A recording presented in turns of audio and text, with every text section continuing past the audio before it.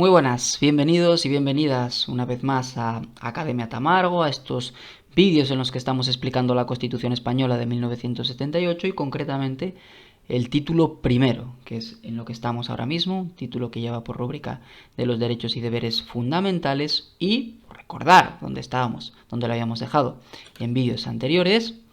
Quiero deciros que estábamos hablando del capítulo segundo de ese título primero. Capítulo segundo, que lleva por rúbrica Derechos y Libertades y que decíamos que se estructuraba de la manera en que estáis viendo ahora mismo en vuestra pantalla. Un artículo 14 que recogía el principio de igualdad y la prohibición de discriminación, y luego dos secciones. Sección primera, artículo 15 a 29, del derecho a la vida al derecho de petición, que lleva por rúbrica de los derechos fundamentales y las libertades públicas, decíamos, la parte, los derechos más protegidos, las libertades más protegidas de toda la Constitución española. Y luego una sección segunda, que lleva por rúbrica de los derechos y deberes de los ciudadanos, que decíamos, importante desde luego, pero ya no tanto, ya no está tan protegida como la sección primera, como los derechos que aparecen en la misma, ya digo, artículo 30 a 38. Bueno, por cierto, cuando hablo del tema de la diferente protección, etcétera, no concreto más porque llegaremos evidentemente dentro de poco a la parte de la Constitución que se ocupa de esa protección y ahí nos extenderemos y explicaremos al detalle por qué digo que la sección primera está más protegida que la segunda, siendo las dos importantes. Aclarado esto, os recuerdo que habíamos visto el artículo 14, que habíamos visto esa sección primera, pues hoy nos toca hablar de la sección segunda de los derechos y deberes de los ciudadanos, que comienza con un artículo 30 en el cual se nos dice que los españoles tienen el derecho y el deber de defender a España. Ya vimos, cuando hablamos del castellano, que podíamos encontrarnos en la Constitución española con instituciones que se configurasen no enteramente como derecho ni como deber, sino como una mezcla de ambos. Pues con la defensa de España pasa esto. En principio, ¿no? Parece más un deber, cuando efectivamente se necesite nuestra ayuda para defender a España, se nos puede exigir, pero también es un derecho. En la perspectiva de derecho se ha esgrimido en algún momento, por ejemplo, para cuando se consiguió el acceso en igualdad de condiciones de miembros de uno y otro sexo a las Fuerzas Armadas. Apartado segundo nos dice que la ley va a fijar, y fijaos que nos dice la ley, un reglamento, por ejemplo, ya no nos serviría. Ya sabéis que cuando nos habla la Constitución española de mediante ley se tiene que regular o a través de ley se regulará, no es casualidad. Nos está diciendo que eso, pues por ejemplo, una norma de rango reglamentario no nos serviría. En esos casos en los que hay determinadas instituciones que por ser especialmente importantes, la Constitución nos dice que se tienen que regular por ley.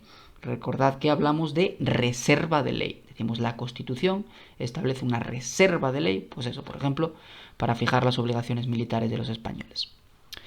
Porque el artículo 30.2 efectivamente nos dice que va a ser la ley la que fije nuestras obligaciones militares y que tiene que regular la objeción de conciencia con las debidas garantías. O sea, evidentemente, gran parte de la importancia de este precepto se ha perdido. La objeción de conciencia era una institución que te permitía, por motivos ideológicos, porque no estabas de acuerdo con el uso de las armas, o con la existencia de ejércitos, o con el ejército español, o con la existencia del servicio militar obligatorio, te permitía no hacer ese servicio militar obligatorio, ya sabéis, coloquialmente conocido como mili, la mili. A cambio había una prestación social sustitutoria, a lo mejor te tocaba pues estar un tiempo sirviendo en Cruz Roja, por ejemplo, etcétera, en organizaciones de ese tipo, pero lo que es la mili en sentido estricto, pues efectivamente no la hacías. Como digo, hoy en día esto ha perdido gran parte de su importancia porque ya no existe. No hay actualmente mili en España, como sabéis, no hay servicio militar obligatorio. Si lo hubiese, tendría que preverse también la objeción de conciencia y las demás causas de exención del servicio militar obligatorio, determinados tipos de enfermedades, etcétera, que también hacían que no estuvieses obligado a la prestación de ese servicio. Se dice que se puede imponer una prestación social sustitutoria. Digo que en su momento existía esa prestación social sustitutoria para el caso de que te negases a hacer la mili. Y luego, en el apartado tercero, se nos dice que se puede establecer un servicio civil para el cumplimiento de fines de interés general. Es decir, en vez de un servicio militar, un servicio de carácter civil. Y diréis, pues esto, ¿y cuál es? ¿Qué ley es la que hace esto? ¿Qué servicio es el que...? No, ninguno. No se ha hecho uso de esta posibilidad. Simplemente es una opción que contempla la Constitución española, pero que no se ha empleado. Si se estableciese, como digo, tendría carácter civil y sería evidentemente no para fines particulares, sino de interés general. De nuevo aquí otra reserva de ley, en este caso para regular los deberes de los ciudadanos en caso de grave riesgo, catástrofe o calamidad pública. Y sí que algunas leyes que contemplan este tipo de situaciones, terremotos, inundaciones, etcétera, efectivamente establecen algunos deberes para los ciudadanos, de permitir a los poderes públicos utilizar bienes particulares tuyos, de tener que llevar a cabo determinados comportamientos, etcétera. El artículo 31 nos dice que todos estamos obligados a contribuir al gasto público, ¿vale? A sostenerlo. Pasa que evidentemente no va a ser lo mismo, pues lo que tiene que pagar en impuestos, lo que tiene que sostener el gasto público, pues Amancio Ortega, a lo que tengo que contribuir yo. ¿Por qué? Porque nos dice que lo haremos de acuerdo con nuestra capacidad económica, dependiendo evidentemente de la capacidad económica que tengas, a través de un sistema tributario, a través de unos impuestos que tienen que ser justos. Nos habla de un sistema tributario efectivamente justo, que no, no introduzca factores discriminatorios, ni muchísimo menos, inspirado en los principios de igualdad, es decir, que no haya diferencias de trato injustificadas, y progresividad, que quiere decir que los tipos del impuesto, los porcentajes, sean más elevados en los tramos de renta más altos, es decir, que cuanto más dinero tengas, más pagues, ¿vale? Pero eso sí, en ningún caso va a tener alcance confiscatorio, es decir, nunca podemos tener impuestos, para entendernos, que te dejen sin nada, ¿vale? Que te priven del 100% de tus bienes, de tus derechos. Se nos dice que el gasto público va a realizar una asignación equitativa de los recursos públicos y que su programación y ejecución va a responder a los criterios de eficiencia y economía. Lo cual quiere decir, la economía es un principio que implica que se tienen que alcanzar los objetivos que la ley te marca, pero utilizando la menor cantidad de recursos posibles, no malgastando. Y la eficiencia va en la misma línea. La eficiencia es la eficiencia quiere decir la correlación entre los resultados que se obtienen y los recursos que se emplean para lograrlos. De manera que para lograr un resultado que es ínfimo, no emplees una cantidad enorme de recursos, ¿vale? Ambos principios se diferencian del de eficacia. El de eficacia es simplemente alcanzar los objetivos sin importar los recursos que hayas empleado para ello. Y luego se nos dice que solamente se pueden establecer prestaciones personales o patrimoniales de carácter público con arreglo a la ley. Efectivamente, en estos supuestos en los que se nos quiera establecer, pues eso, la obligación, sea una obligación de realizar un comportamiento nosotros de manera personal, o sea, pagar una determinada cantidad, una obligación patrimonial, ya digo, para sostener los gastos públicos, en pos del interés general, del interés público, tiene que hacerse de nuevo con arreglo a la ley, otra reserva más que nos encontramos. El artículo 32 se ocupa del matrimonio. Nos dice que el hombre y la mujer tienen derecho a contraerlo con plena igualdad jurídica. Se discutió en su momento, cuando se introdujo la regulación del matrimonio homosexual en el Código Civil, si era necesario cambiar este artículo, si sería inconstitucional esa regulación. Se concluyó que no, porque no nos decía el hombre y la mujer tienen derecho a contraer matrimonio entre ellos, con plena igualdad jurídica, ¿vale? Con lo cual se consideró que interpretativamente podía salvarse eso sin necesidad de modificar la Constitución y sin que fuese inconstitucional, como digo, la nueva regulación del Código Civil. Nos dice también el apartado segundo que la ley, de nuevo, la ley, y no una norma de rango inferior, va a regular las formas de matrimonio, la edad y la capacidad para contraerlo, los derechos y deberes de los cónyuges, las causas de separación y disolución y sus efectos, dejando al margen el hecho de que no es baladí que nos hable de la ley, establece una reserva. Quiero destacar también de este segundo apartado del artículo 32 el tema de las formas del matrimonio, que nos puede chocar. Efectivamente, puede haber varias formas de matrimonio, existen varias formas de matrimonio en nuestro ordenamiento jurídico. Tenemos el matrimonio civil y tenemos el matrimonio en forma religiosa, como sabéis, ¿vale?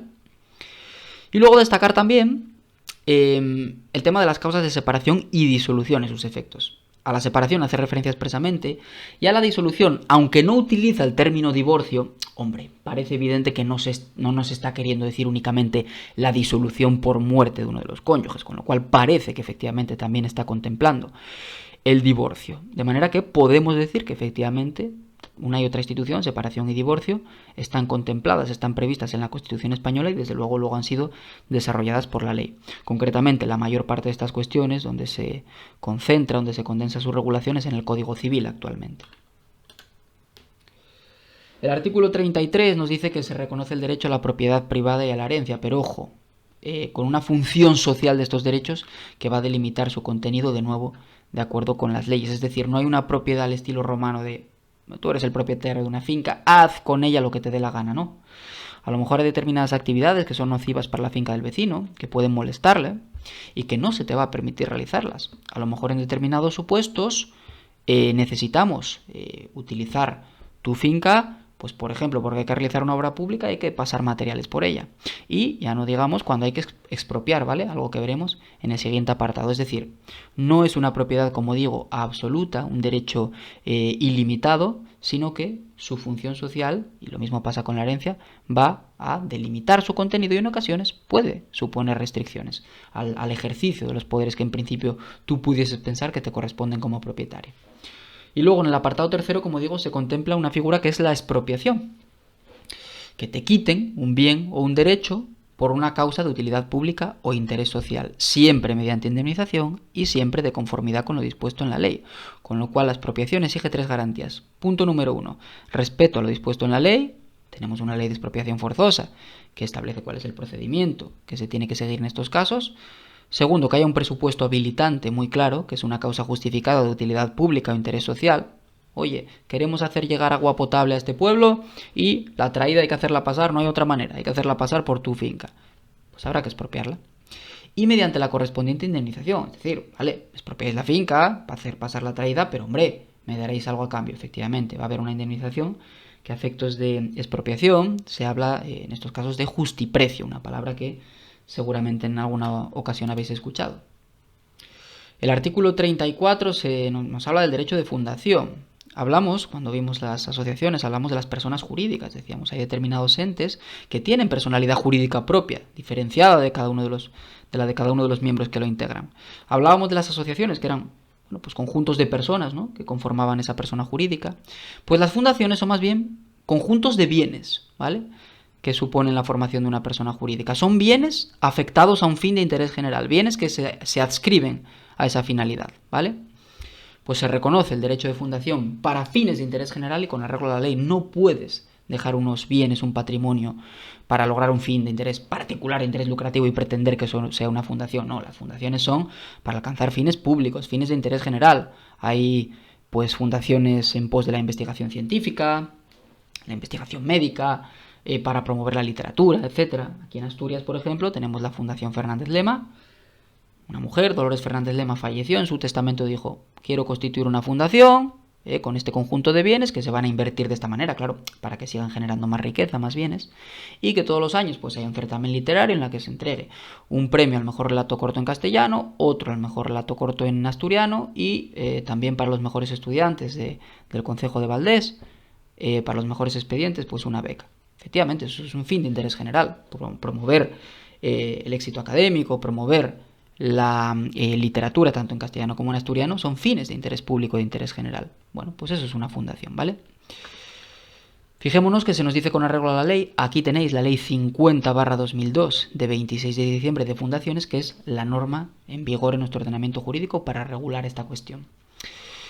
Y veis también que hay una remisión a los apartados segundo y cuarto del artículo 22. ¿Qué quiere decir esto? El artículo 22, si os acordáis, es el que regulaba las asociaciones. Bueno, pues quiere decir que lo que vimos en cuanto a las asociaciones ilegales, que eran ilegales las que utilizaban medios o perseguían fines tipificados como delito, y lo que vimos en cuanto a la exigencia de resolución judicial para disolución o suspensión, se le aplica también a las fundaciones. Es decir, van a ser fundaciones ilegales las que persigan fines o utilicen medios tipificados como delito, y si queremos disolver, si queremos suspender una fundación, necesitamos que haya un juez que lo diga, una resolución judicial, ¿vale? Bueno, pues pasamos al artículo 35, que otra vez nos introduce uno de estos derechos-deberes. Nos dice que los españoles tenemos el deber de trabajar, el derecho al trabajo, a la libre elección de profesión o oficio, dedicarte a lo que quieras, evidentemente, siempre que tengas la titulación necesaria para ello, a la promoción a través del trabajo, es decir, no solamente a encontrar un trabajo, sino luego a ascender y que no te lo impidan ni que no te discriminen en esa promoción. Y a una remuneración suficiente para satisfacer sus necesidades y la de su familia. Una referencia que se tradujo sobre todo en una institución que conocéis, que es el salario mínimo interprofesional, que trata de decir, oye, vale, salario que se negocie libremente, etcétera, pero con un mínimo, que no te puedan pagar 2 euros por trabajar 8 horas. Tiene que ser suficiente para satisfacer tus necesidades y las de tu familia. Y no se puede hacer discriminación por razón de sexo. Ya el artículo 14 impide discriminaciones en general. Pero bueno, como el trabajo había sido un campo en el que tradicionalmente, digamos, se habían producido múltiples discriminaciones por razón de sexo, pues se ha querido incluir aquí también expresamente esta referencia. Y luego nos dice que la ley va a regular un estatuto de los trabajadores, una norma que contenga los derechos de los trabajadores, los más importantes que tienen los trabajadores en nuestro ordenamiento jurídico, los principales derechos laborales. Actualmente tenemos esto incluido en el Real Decreto Legislativo 2/2015 de 23 de octubre, por el cual se aprueba el texto refundido del Estatuto de los Trabajadores, ¿ok? Pues ahí tenemos, como digo, los principales derechos laborales. Pasamos al artículo 36, que nos dice que la ley va a regular las peculiaridades propias del régimen jurídico de los colegios profesionales y el ejercicio de las profesiones tituladas, y que la estructura interna y el funcionamiento de los colegios tienen que ser democráticos. Fijaos, esta referencia a que la estructura interna y el funcionamiento sean democráticos la hemos visto para los colegios profesionales, para los partidos políticos y para los sindicatos y las asociaciones empresariales. Fijaos cuántas instituciones y qué distintas. Y todavía nos queda una más en la Constitución, ya veremos. Bueno, pues efectivamente, exigencia de estructura interna y de funcionamiento democráticos para estos colegios profesionales, que ya sabéis lo que son, unas instituciones que agrupan a los que van a ejercer una determinada profesión, por ejemplo, pues los colegios de abogados, ¿vale? Que además para ejercer la abogacía tienes que estar colegiado. El artículo 37 dice que la ley garantiza el derecho a la negociación colectiva laboral entre los representantes de los trabajadores y los empresarios y la fuerza vinculante de los convenios. Es decir, la ley tiene que garantizar la negociación colectiva, que los representantes de los trabajadores y los representantes de los empresarios negocien entre ellos para fijar cuáles van a ser las condiciones de trabajo y produzcan lo que se llama un convenio colectivo, que es a lo que se refiere aquí el artículo 37.1. Convenio colectivo es una norma que regula las condiciones de trabajo en un determinado sector, en una determinada empresa. Eso ya su ámbito puede ser muy distinto, Hay convenios colectivos de empresa que solamente se le aplican, pues eso, a la empresa correspondiente. Hay convenios colectivos de sector. Yo, por ejemplo, estoy sujeto al convenio colectivo de la enseñanza no reglada. Es una norma, como digo, que está por debajo de la legislación laboral y del Estatuto de los Trabajadores, puede mejorar las condiciones del Estatuto, pero nunca empeorarlas, y que concreta pues tema de vacaciones, permisos, todo este tipo de condiciones de trabajo. Y luego el apartado segundo dice que se reconoce el derecho de los trabajadores y los empresarios a adoptar medidas de conflicto colectivo. ¿Qué es esto de las medidas de conflicto colectivo? Bueno, pues son medidas que evidentemente implican a más de una persona, por ejemplo, unos cuantos trabajadores, ¿vale? Que o bien son ellos los que llevan a cabo la medida, o bien se ven afectados. Hay medidas también que se pueden adoptar por parte del empresario, como veremos a continuación, y que, bueno, pues son medidas de presión unilateral, ¿no? Encaminadas a presionar a la otra parte en el curso de una negociación. Evidentemente, la medida de conflicto colectivo más importante, que es la huelga, está en la sección primera. La hemos visto en vídeos anteriores, con lo cual, ya digo, aunque es una medida de conflicto colectivo, no se incluiría aquí, tiene un artículo expresamente para ella. Otras medidas de conflicto colectivo, pues por ejemplo por la parte de los trabajadores sería el boicot, cuando tratas de convencer a otros empresarios que no contraten con tu empresario con medida de presión, porque tienen que mejorar tus condiciones, etcétera. O, por ejemplo, de la parte del empresario, el cierre patronal, cuando un empresario echa el cierre a la empresa para que no puedan pasar los trabajadores, que evidentemente solo caben supuestos muy tasados en nuestro ordenamiento jurídico. Bueno, pues nos dice que la ley que regula el ejercicio de este derecho tiene que incluir siempre las garantías necesarias para asegurar el mantenimiento de los servicios esenciales de la comunidad. Es decir, vale, muy bien, conflicto colectivo sí, pero ojo, garantizando el mantenimiento de los servicios esenciales, lo que veíamos con la huelga, ¿no? Lo mínimo para que el país siga funcionando.